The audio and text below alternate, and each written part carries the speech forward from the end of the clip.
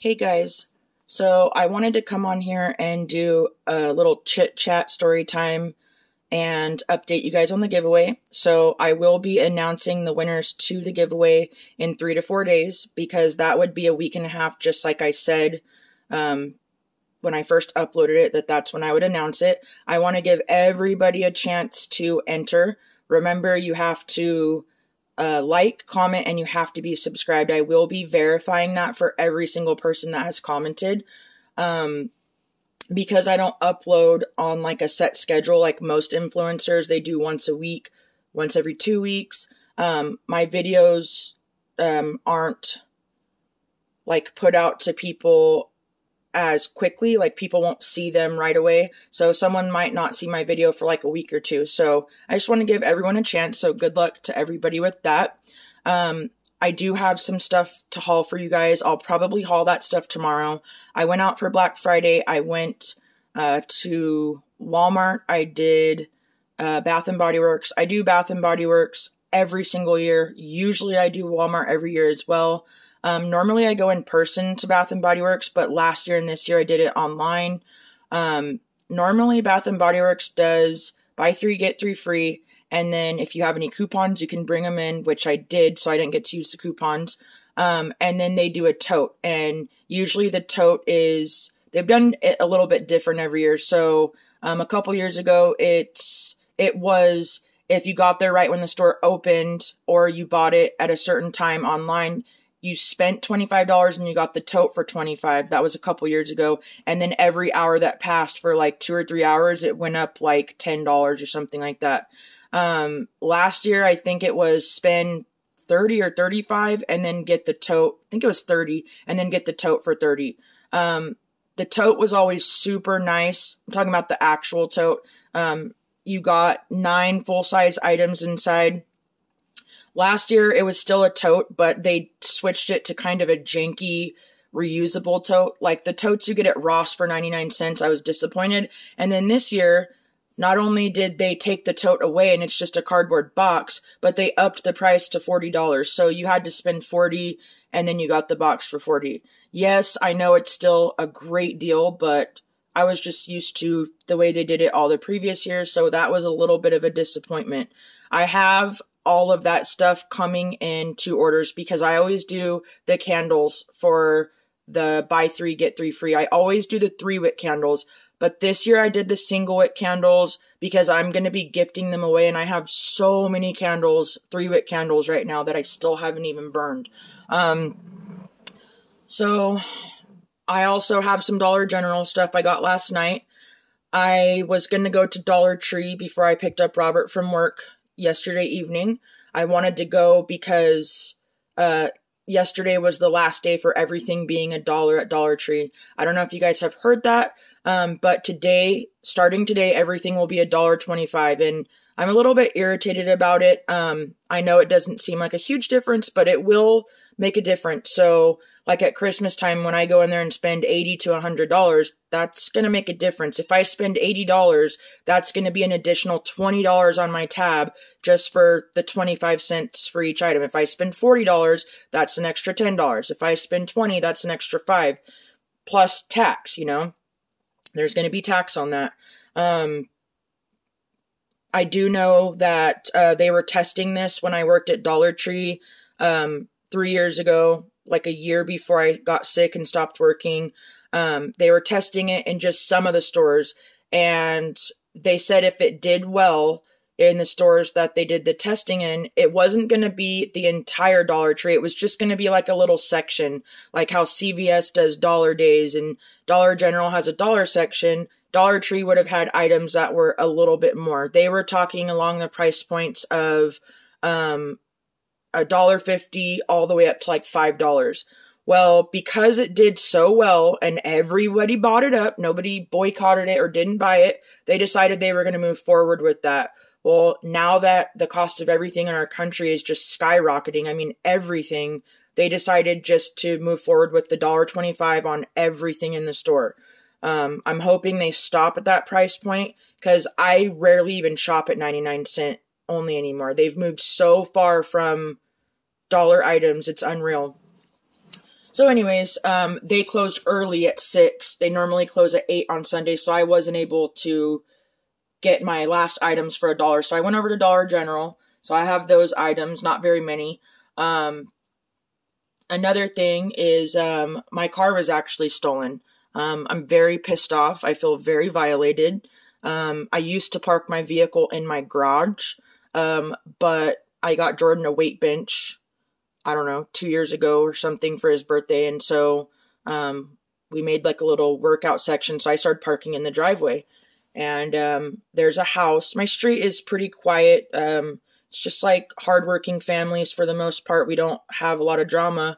But like I said, for the most part, 2 doors down for me for years, because the house I'm living in right now is actually my childhood home. I lived here with my mom, my siblings, my stepdad.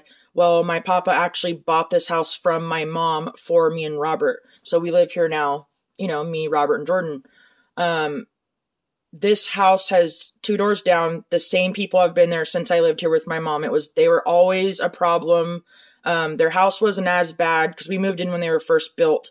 It wasn't as bad then, but their house started going downhill even in the beginning. They didn't take care of their property. The grandma that owns the house, after her husband died, she started doing this program where you write prisoners like you're their pen pals, and she'd let multiple of them come stay at her house, and there was just always drama there. Well, now that I live here all these years later with just my family, it is way more out of control because she's really old. She's on an oxygen tank 24/7. She has no control over her house. I think she's so old, and her granddaughter moved in. I've known her granddaughter. I don't associate with her, but she lived there, like I said, when we were younger, and her granddaughter turned out to be, I hate to say it, but just an all-around bad person. She's constantly having different people every week staying there, living there, moving in, moving out. There's cops there every day. They're fighting. They've had plenty of opportunities to steal from us. I order Amazon all the time. I've even had packages that were left out there overnight, and they've never taken anything from us. They know we have a camera.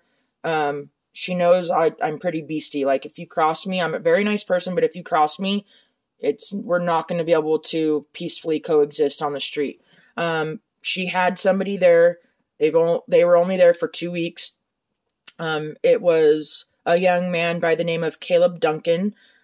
He was fleeing the authorities in Alabama, which I found this out.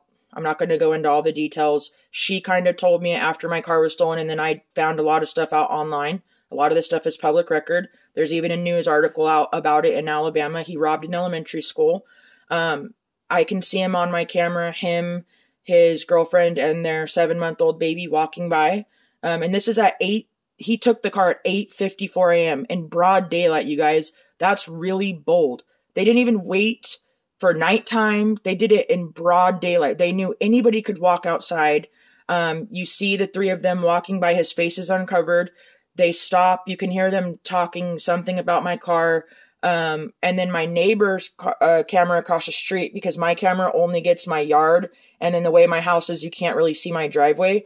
So my neighbor across the street's camera sees the girl walk off with the baby. He goes back to the house. He gets a ski mask, covers his face.